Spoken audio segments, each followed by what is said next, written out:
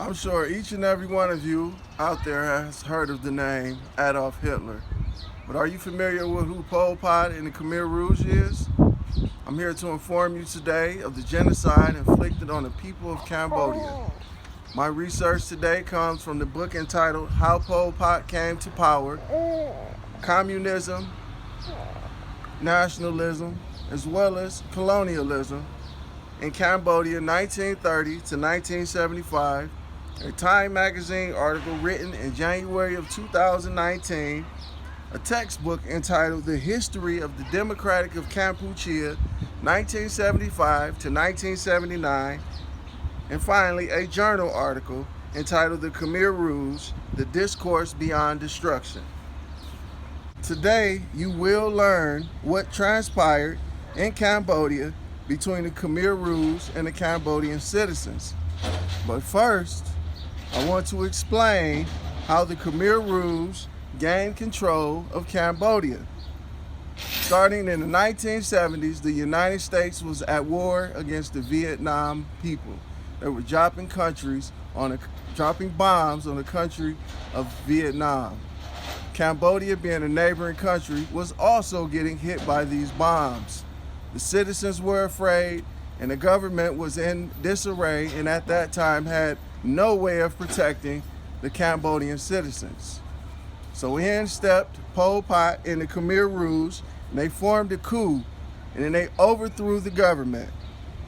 They gained trust of the Cambodian citizens by telling them they could protect them.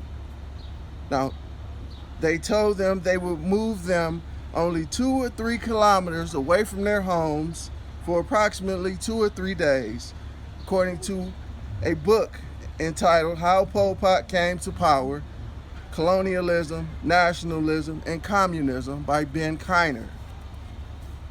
Well, now that you've learned how the Khmer Rouge gained control and the trust of the citizens of Cambodia, let's move on to see what they actually had planned.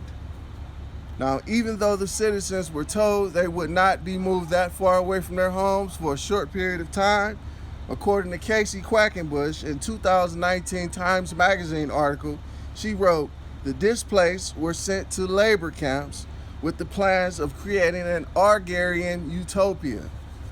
So basically, Pol Pot and the Khmer Rouge wanted a civilization where everybody moved from the cities to rural areas and did manual labor and farming. So once they got to the camps, everyone had to work 7 days a week, 12 hours a day.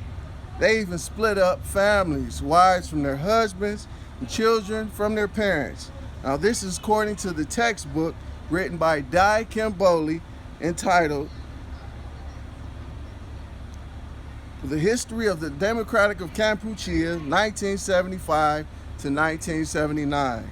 Now lastly, let's see how the sheer brutality of the Khmer Rouge they enforced on everyone who would not conform to their plans. Now, at this time, the Khmer Rouge, they had gotten so bloodthirsty that they would execute anyone who withstood their powers. Now they executed everyone, especially those they deemed to be smart. If anyone did something as simple as wearing glasses, they would be executed.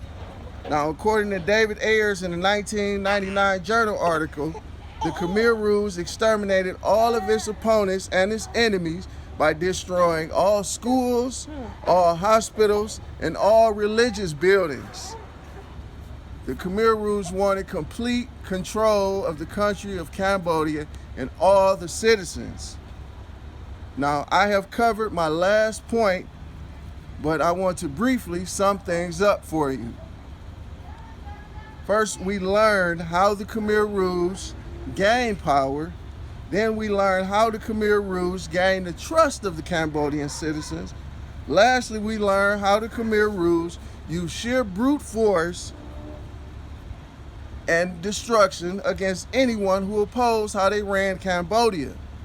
But before I let you go, I want to remind you that every time we think about the lives lost in World War II, all the Jewish lives, I want everyone to just briefly just remember the 3 million people that lost their lives for the senseless murders inflicted by the hands of Pol Pot and the Khmer Rouge.